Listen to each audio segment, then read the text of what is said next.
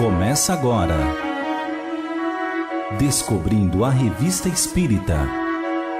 Os fatos, os fenômenos, as análises que auxiliaram Allan Kardec a consolidar os alicerces do Espiritismo. Descobrindo a Revista Espírita. Pesquisa e apresentação, Luiz Armando de Freitas Ferreira. Entre as matérias incluídas na edição de novembro de 1868 da Revista Espírita, Kardec apresenta na seção O Espiritismo em Toda Parte um artigo intitulado A Amizade Após a Morte.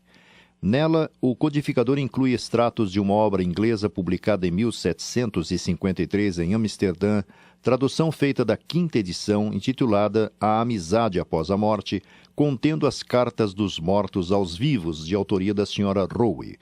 Comenta Kardec: nada mais instrutivo e ao mesmo tempo mais concludente em favor do Espiritismo do que ver as ideias sobre as quais se apoia, professadas por pessoas estranhas à doutrina e antes mesmo de seu aparecimento. Talvez jamais os princípios do Espiritismo tenham sido formulados com tanta precisão. Passa então aos trechos. Página 7. Os espíritos bem-aventurados ainda se interessam pela felicidade dos mortais e fazem frequentes visitas aos seus amigos.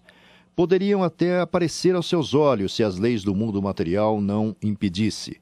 O esplendor de seus corpos fluídicos e o domínio que exercem sobre as forças que governam as coisas materiais e sobre os órgãos da visão poderiam facilmente lhes servir para se tornarem visíveis. Muitas vezes olhamos com uma espécie de milagre que não percebeis porque não estamos afastados de vós em relação ao lugar que ocupamos, mas apenas pela diferença de estado em que estamos. Página 12, carta 3. De um filho único morto aos 2 anos à sua mãe.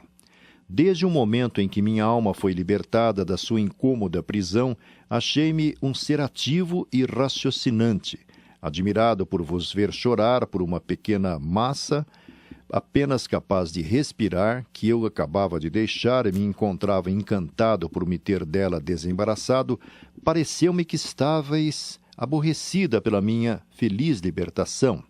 Encontrei uma tão justa proporção, tanta agilidade e uma luz tão brilhante no novo veículo que acompanhava o meu espírito, que não podia admirar-me bastante que vos afligisseis com a feliz troca que eu havia feito. Então, eu conhecia tão pouco a diferença dos corpos materiais e imateriais que eu me imaginava ser tão visível para vós quanto sois para mim. Página 37, capítulo 8. Os gênios celestes que cuidam de vós nada negligenciaram durante o vosso sono para arrancar do vosso coração esse ímpio desígnio. Algumas vezes vos conduzimos a lugares cobertos por uma sombra lúgubre. Ali ouvistes os lamentos amargos dos espíritos infortunados. Outras vezes as recompensas da constância e resignação desdobraram aos vossos olhos a glória que vos espera se, fiel ao vosso dever, vos ligardes pacientemente à virtude. Página 50, carta 10. Como, minha cara Leonora, me pudesse temer? Quando eu era mortal, isto é, capaz de loucura e de erro, jamais vos fiz mal. Muito menos vô-lo farei no estado de perfeição e felicidade em que estou. Não resta a menor mancha de vício ou malícia nos espíritos virtuosos. Quando estes romperam sua prisão terrena, tudo neles é amável e benfazejo. O interesse que tomam pela felicidade dos mortais é infinitamente mais terno e mais puro que antes.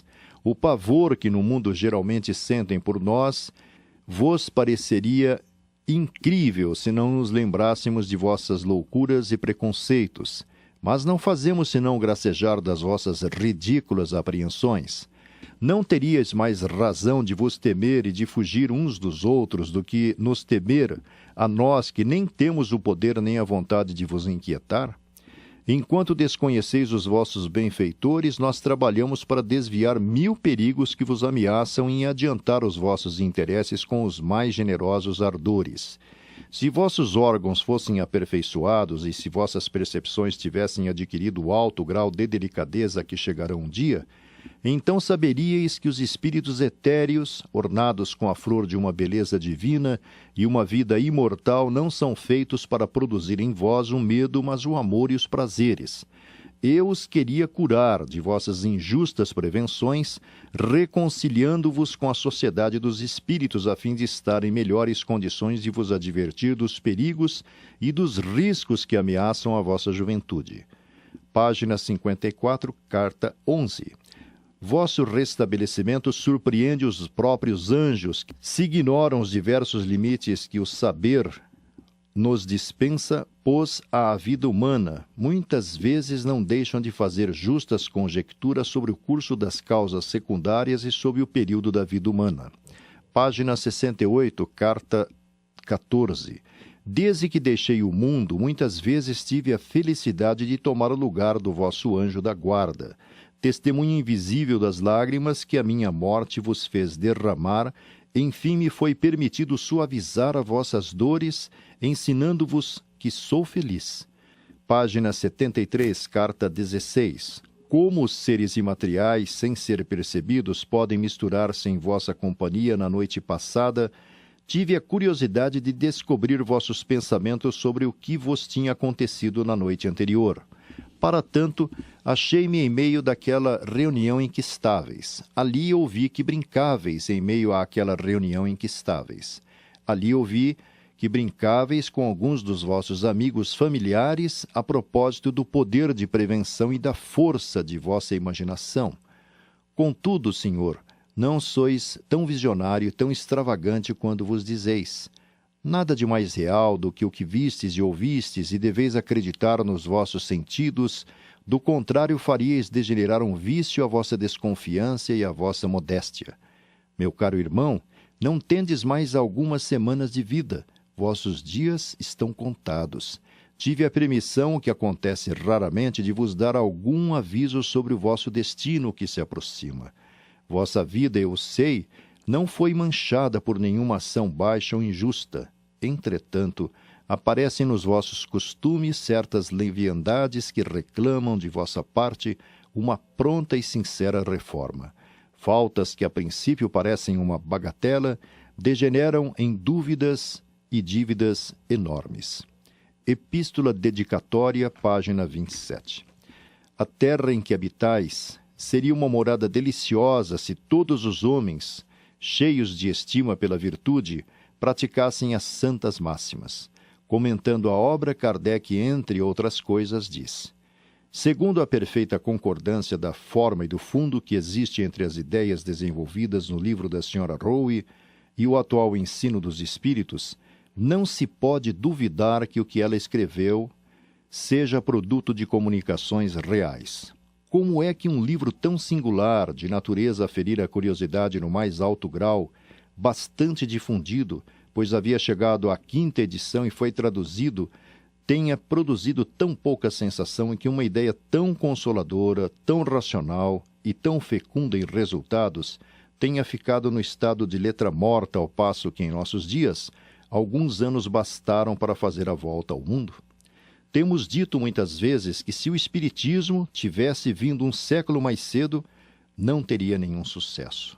Disto, eis a prova evidente, porque esse livro é, seguramente, do mais puro e do mais profundo Espiritismo. Para que se pudesse apreciá-lo e o compreender, seria preciso que as crises morais pelas quais passou o Espiritismo humano desde um século, o que lhe ensinaram a discutir as suas crenças, mas era preciso também que o niilismo, sob suas diversas formas, como transição entre a fé cega e a fé raciocinada, provasse a sua impotência em satisfazer as necessidades sociais e as legítimas aspirações da humanidade. A rápida propagação do Espiritismo em nossa época prova que ele veio em seu devido tempo. Você ouviu Descobrindo a Revista Espírita. Pesquisa e apresentação, Luiz Armando de Freitas Ferreira.